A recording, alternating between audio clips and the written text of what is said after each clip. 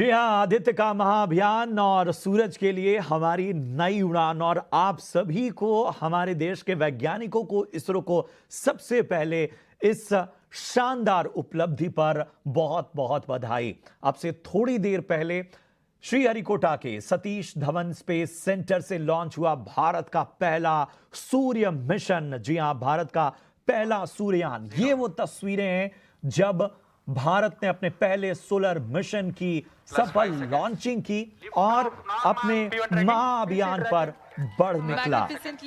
चंद्रमा के दक्षिणी ध्रुव चंद्रयान 3 की सफल लैंडिंग के बाद भारत सूर्य के अध्ययन के लिए इस मिशन को लॉन्च कर चुका है। भारत का यह पहला सूर्य मिशन, और इसके जरिए अंतरिक्ष में एक ऑब्जर्वेटरी स्थापित की जाएगी जो पृथ्वी के सबसे नजदीक इस तारे की निगरानी करेगी और सोलर विंड जैसे अंतरिक्ष की जो मौसम की विशेषताएं हैं उसका अध्ययन करेगी। 4 महीने में लैग्रेंज पॉइंट 1 पर पहुंचेगा आदित्य L1। प्लाज्मा तापमान का अध्ययन करेगा जो ऑब्जर्वेटरी है वो पृथ्वी से 15 लाख किलोमीटर की दूरी पर है जहां पर यह स्थापित होगा। हालांकि यह मिशन अपने आप में बहुत मायने रखता है। नासा और यूरोपियन स्पेस एजेंसी इस मकसद से सूर्य पर अपने यान भेजते रहे हैं, उसके अध्ययन के लिए यान भेजते रहे हैं। लेकिन भारत के लिए यह अहम दिन, भारत का पहला सोलर मिशन आदित्य L1 अंतरिक्ष के लिए उड़ान भर चुका है। श्रीहरिकोटा के सतीश धवन स्पेस सेंटर से इसने लॉन्चिंग की। आदित्य L1 को पृथ्वी से 15 लाख किलोमीटर दूर सूर्य और पृथ्वी के बीच लैग्रेंज पॉइंट 1 में स्थापित किया जाएगा। इस पॉइंट पर आदित्य L1 को लैग्रेंजियन पॉइंट 1 तक पहुंचने में 127 दिन यानी 4 महीने लगेंगे। अगले साल फरवरी या मार्च तक डेटा भी आना शुरू हो जाएगा। इस मिशन के साथ इसरो सूर्य के कई पहलुओं का अध्ययन करेगा। जैसा कि हमने आपको बताया कि ऑब्जर्वेटरी के पास जब पहुंचने के बाद यह डेटा कलेक्ट करना शुरू करेगा। मिशन इस बात का पता लगाने की भी एक कोशिश है कि प्लाज्मा तापमान इतना ज्यादा क्यों हो जाता है और क्या वो प्रक्रियाएं हैं जिसकी वजह से इस तरह की प्लाज्मा तापमान में बढ़ोतरी देखने को मिलती है। भारतीय अंतरिक्ष एजेंसी इसरो लगातार एक के बाद एक अपने मिशन, अपनी मुकाम को और ज्यादा बढ़ाता हुआ, अपना दायरा और ज्यादा बड़ा करता हुआ। जी हां, ये जो तस्वीरें हैं ये थोड़ी देर पहले की हैं जब पहला चरण जो है हमारे सोलर मिशन ने पूरा किया, आदित्य L1 ने पूरा किया। और प्रथम चरण पूरा करने के बाद बाकी चरण भी इसमें शामिल होंगे। आपको बता दें कि ये दूरी जो हम बता रहे हैं आपको, आदित्य L1 को जहां पहुंचना है वो पृथ्वी से 15 लाख किलोमीटर दूर है और ये दूरी पृथ्वी और चंद्रमा के बीच की दूरी की 4 गुना है। लेकिन सूर्य और पृथ्वी के बीच की दूरी का बहुत मामूली यानी लगभग 1% ही है। इस उपलब्धि पर बातचीत करने के लिए हमारे साथ एक विशेष मेहमान जुड़े हुए हैं। हमारे साथ हैं IIT मुंबई के डिपार्टमेंट ऑफ एरोस्पेस इंजीनियरिंग के प्रोफेसर सुदर्शन कुमार साहब। सुदर्शन जी, बहुत बहुत स्वागत आपका। सर, सबसे पहले तो बधाई। और वाकई एक कहते हैं कि हम अपना दायरा बढ़ाते जा रहे हैं, हम भविष्य की ओर देख रहे हैं, हम तमाम चीजों में अपना एक कह सकते हैं इंटेंसिटी जो है वो बढ़ाते जा रहे हैं। आपके लिए इस पूरे सोलर मिशन के मायने क्या हैं, किन चीजों पर आपकी निगाह बनी हुई है? जी, पहले तो इस शो में मुझे बुलाने के लिए बहुत बहुत धन्यवाद। ये मिशन जो है देश के लिए, इसरो के लिए और स्टूडेंट्स के लिए, वैज्ञानिकों के लिए, सबके लिए बहुत ही महत्वपूर्ण है। इस मिशन के साथ जो है हमें सूर्य से बहुत ही अच्छी जानकारी मिलने की संभावना है।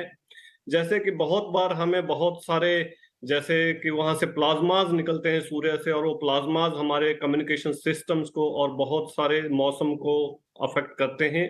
उसके बारे में हमें बहुत कुछ सीखने के लिए जानकारी यहाँ इस मिशन से मिलने वाली है। और ये मिशन जो है देश के लिए और इनफैक्ट पूरे विश्व के लिए एक बहुत ही लाभकारी मिशन निकलेगा, ये हमारी उम्मीद है। बिल्कुल। सर, जिस तरह से हम देख रहे हैं और जिस तरह से जो शुरुआती जानकारी हम ख़ास तौर पे अपने दर्शकों को भी दे रहे हैं, उसमें हम देख रहे हैं कि जो एक ख़ास ऑब्ज़र्वेटरी है जो स्थापित की जाएगी, जो पृथ्वी के सबसे नज़दीक इस तारे की निगरानी करेगा, उसमें एक और अहम पहलू है सोलर विंड को लेकर। क्या मायने हैं इसके और क्यों सूर्य को लेकर ये डेटा बहुत ज़रूरी हो जाता है आज के दौर में जब हम भविष्य की ओर देख रहे हैं? जी, ये सोलर विंड जो सूर्य से निकलती है, इस विंड को से जो है वो कम्युनिकेशन सिस्टम्स, हमारे सैटेलाइट्स अफेक्ट करते हैं, और उससे जो है हमें बहुत सारे कई बार जो है नुकसान भी झेलने पड़ते हैं, क्योंकि हमारा जो सिस्टम है, कम्युनिकेशन सिस्टम, वो ब्रेक हो जाता है कुछ समय के लिए, और उस वजह से जो है हमें बहुत परेशानी झेलनी पड़ती है। तो जब इस आदित्य से हमें जो डाटा आएगा, उसको हमें बहुत ही एक्यूरेटली प्रिडिक्ट करने में बहुत सहायता मिलेगी, और उससे जो है हम अपना जो है फ्यूचर के लिए जो है एप्रोप्रिएट सिस्टम को वैसे ही उसके लिए योजना बना सकते हैं अच्छे तरीके से। अगर मैं और विस्तृत तरीके से समझना चाहूँ तो ज़ाहिर सी बात है कि जैसा मैंने पहले भी कहा कि चाहे नासा हो, चाहे यूरोपियन स्पेस एजेंसीज हों, उनके सोलर मिशन रहे हैं। भारत के का ये पहला सोलर मिशन है और इसलिए बहुत मायने रखता है। लेकिन इन सोलर मिशन का जो मकसद है वो मानव जाति की अगर हम बात करें, लोगों की बात करें, क्योंकि आज के दौर में हम चाहे क्लाइमेट चेंज की बात कर लें या ग्लोबल वार्मिंग के फिनोमिना की बात कर लें, हम बाकी पहलुओं, कई सूर्य को लेकर कई ऐसे पहलू हैं जिसके बारे में तो अभी तक विज्ञान पहुंच भी नहीं पाया है। उस लिहाज से अगर समझना चाहें तो क्या बातें हैं जिन पर रोशनी डालना चाहेंगे आप?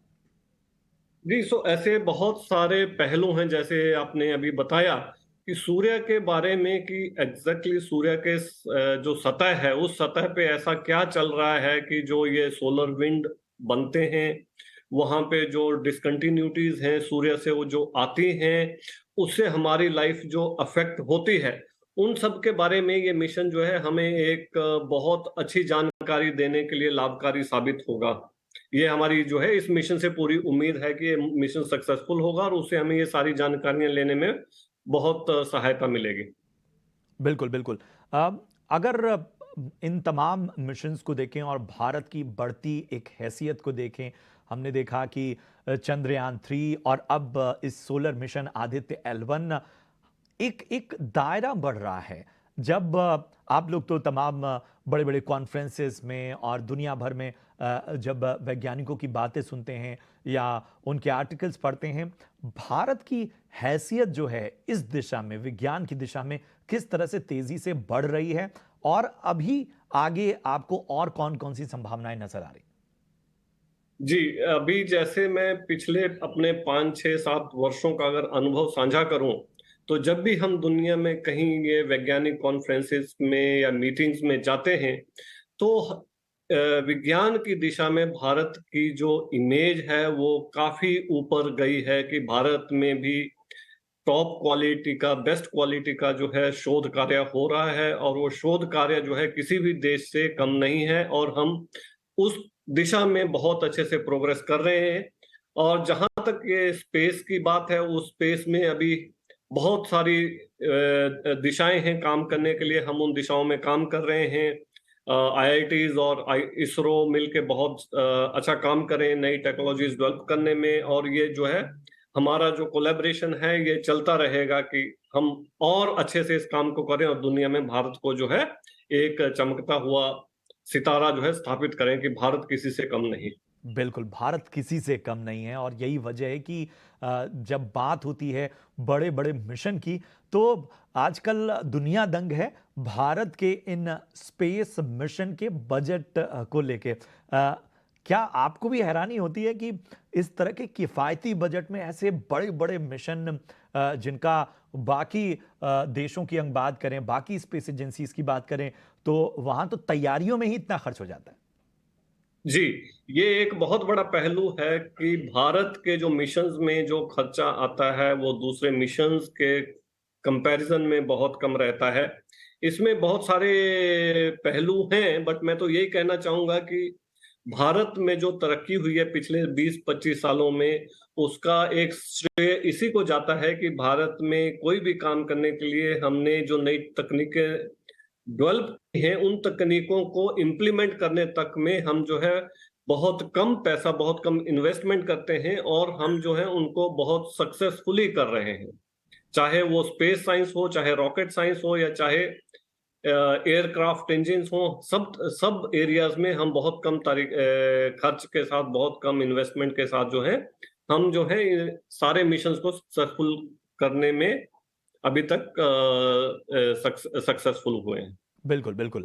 एक चीज़ और सर मैं आपसे समझना चाहूँगा, चूँकि आप एरोस्पेस विभाग में विशेषज्ञता हासिल रखते हैं, क्या है ये एरोस्पेस और इन सब में किस तरह का काम हो रहा है और किस तरह क्या क्या बाकी जगहों से टेक्नोलॉजी एक्सचेंज या किसी और तरीके से भारत जो है वो नया लीप लेता हुआ नज़र आ रहा है?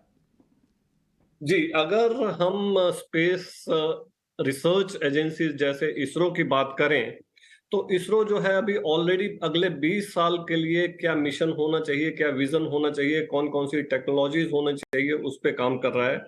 साथ ही साथ बहुत सारे स्टार्टअप हैं इंडिया में जो नई नई तकनीकें विकसित करने में लगे हुए हैं। जैसे अभी कुछ एक जो स्टार्टअप है वो इसमें लगे हुए हैं कि जैसे आज अगर हम 1 केजी वेट जो है पृथ्वी से उठा के स्पेस में लेके जाते हैं, तो उसमें $10,000 का खर्चा आता है। कैसे हम उस खर्चे को $10,000 से कम करके $1,000 या $500 तक लेके आ सकते हैं? ये जो है बहुत सारे बड़े बड़े चैलेंजेस हैं, और इसके लिए जो है अभी ऑलरेडी तैयारी चली हुई है।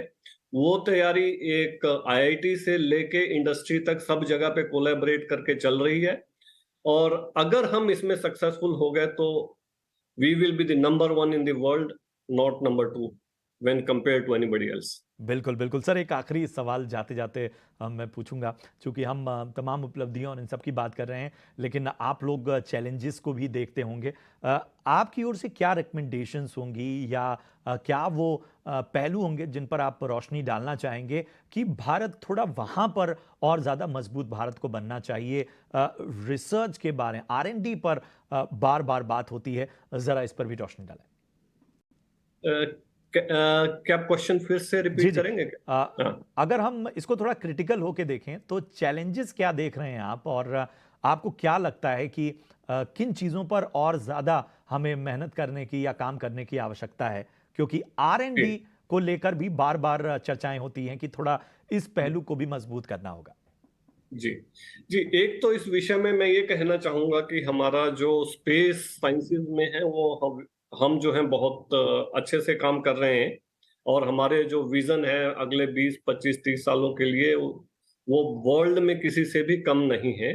अब मुझे लगता है कि जहां पे अभी चैलेंजेस एग्जिस्ट करते हैं वो हमें एयरक्राफ्ट इंजीनियरिंग में चैलेंजेस हैं। जैसे हमने तेजस को डेवलप किया हुआ है, अभी हम तेजस से आगे बढ़ रहे हैं, लेकिन हम इंजन टेक्नोलॉजी में अभी भी थोड़ा पीछे चल रहे हैं।